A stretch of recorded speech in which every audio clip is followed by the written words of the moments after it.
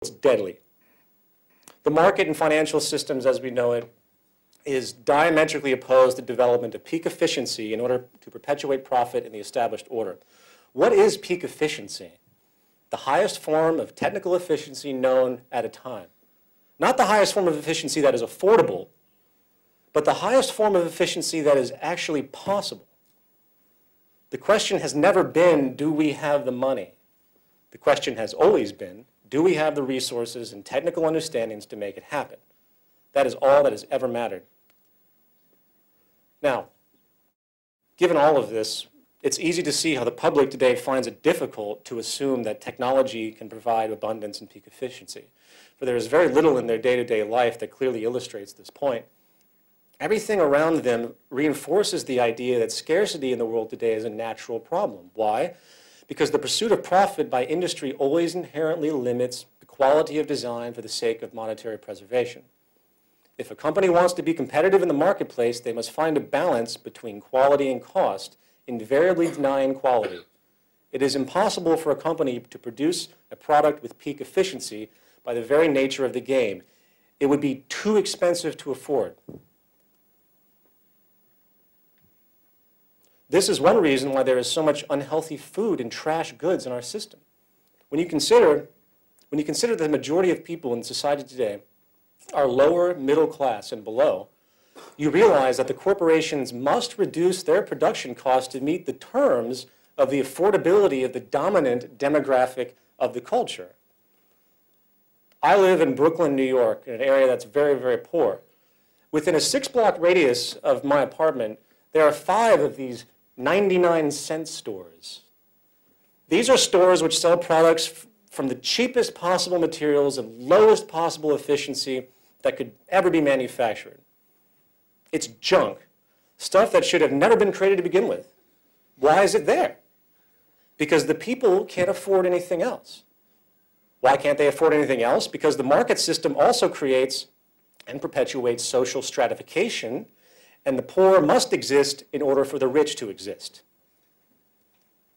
Therefore, the level of product efficiency today is artificially directly proportional to purchasing power, to the purchasing power of the demographic. Therefore, generally speaking, one's perception of quality is often only as good as their socioeconomic status. The quality of goods are stratified, just as the social classes are. The result is outrageous amounts of resource waste. You know, in a world that claims to be growing more and more concerned about environmental issues, resource supplies, man-made atmospheric changes and pollution, I find it fascinating that no one is talking about the most consistent destroyer of ecology and the most continuous waster of natural resources there is, the pursuit of profit. Capitalism is based on the free pursuit of profit by whatever means necessary. I was in a cab coming here, and the cab driver made a great comment. You know, he was describing something along the lines of business he was conducting. He's like, yeah, there's no friends in business. And he's absolutely right. I'm going to be using that one too. Capitalism is based entirely on the free pursuit of profit by whatever means necessary. It is a gaming strategy and nothing more. The irresponsibility it enables by its central philosophy of self-interest is profound. And while there are many angles to this, let's stay with the point at hand, the deliberate production of inferior products. Think about it. It is as environmentally illogical as can be. There is no reason to ever create a product that is deliberately low in efficiency.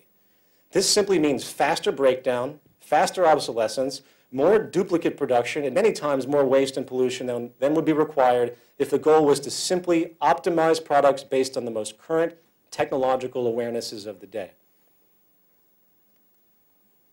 And this leads us to the final topic of this section, market mythology. So far we've talked about the structural mechanics of the system a little bit, pointing out the inherent contradictions and problems. As of now, through the overpowering growth in science and technology, the monetary system can be considered structurally obsolete, serving only as a paralyzing hindrance of social progress. Not to mention a destroyer of trust, human trust in the environment. That's a whole different topic in and of itself. Unfortunately, the social indoctrination within the market system has created a mentality which blindly supports the social dogma regardless of what we have touched upon. The identity relationships are simply too strong. In many ways, it's like a religion. Taking away the belief in the market system is like taking away someone's belief in God, for it challenges who they are. When you're a little kid, you pull on your mother's pants and you want candy, and she might say, no, we can't afford that. So you have this instant indoctrination to the monetary system from the earliest form of life, because obviously your parents are always struggling to a certain degree, so it becomes absolutely built into your psychology. Not to mention that those that have successfully acquired a great deal of wealth, you'll find that those that are in fact very wealthy, they will almost always be inclined to tell you that the system's great. That's just the nature of behavioral reinforcement. Now, the three most dominant of these psychological indoctrinations that I want to talk about are the notions of property, incentive, and associations with freedom of choice. Starting with property. The capitalist economy is founded on the very idea of exchanging property in the markets. Even your labor is a form of property in a sense. The world that we know is so bound up in the process of buying and selling that most just can't imagine any other way of functioning human affairs. Property is often associated with so-called rights as well. We use a legal system to protect our property, and if anyone interferes with what is mine, their freedom can possibly be taken away. In fact, there is even an entire industry which is there to tell you what the best property there is to own. It's called advertising, of course. Yet, with all of this obsession over property, very few ask the question, why do we have property to begin with? The answer is simple. It's scarcity. Property is an outgrowth of scarcity. The farther we go back in time, the more difficult and time-consuming it was for people to create tools or extract a resource. They, in turn, protected it because it had immense value relative to the labor entailed along with the possible scarcity associated. People claim ownership because it is a legal form of protection. Property is not an American or free enterprise or capitalist idea. It is an ancient mental perspective necessitated from generations of scarcity. If there isn't scarcity, the rationale for property becomes an irrelevant issue. Now let's move on to the idea of incentive. As the theory goes, the need for a profit provides a person or organization with a motivation to work on new ideas and products that would sell in the marketplace. In other words, the assumption is that if technology replaced humans in the workforce and abundance could be created, then people would just have no motivation to do anything socially relevant.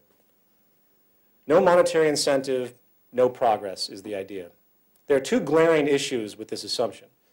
The first is that it is entirely based on projected values, and values are almost entirely based on culture. Nikola Tesla, Louis Pasteur, Charles Darwin, and the Wright brothers, Albert Einstein, and Isaac Newton did not make their massive contributions to society because of material self-interest. Did Martin Luther King walk down the street in Birmingham, Alabama, while a bunch of racists threw rocks at his head because he was on his way to cash a check? If the incentive motivation theory held true, then you would see no volunteerism in the world today. Amazingly, in a 1992 U.S. Gallup poll, it was found that more than 50% of American adults volunteered time with no pay for social causes at an average of 4.2 hours a week for a total of 20.5 billion hours a year. This is pretty amazing, especially with the lack of social capital in a place like the United States, which is the most powerful free market country there is. The ideology is the most ingrained, so I find that to be pretty incredible. The sickness of self-interest generated by the monetary system, even with this sickness, humans still strive to help each other and give to society without reward. What's even more amazing is that the poor and the middle class are more likely to volunteer than the wealthy. And think about that, these are the people that have the least amount of money. So it makes you understand the cultural and psychological nuances that are created. The more money you get, the more diseased you might possibly become. It's a fascinating phenomenon. The second thing to consider is that while it is true that useful inventions and methods do come from the motivation for personal gain, the intent behind those creations has nothing to do with human or social concern. For the incentive goal is not to improve humanity, but to make money. There is a massive disconnect. And as we have denoted thoroughly, the very means by which money is obtained in our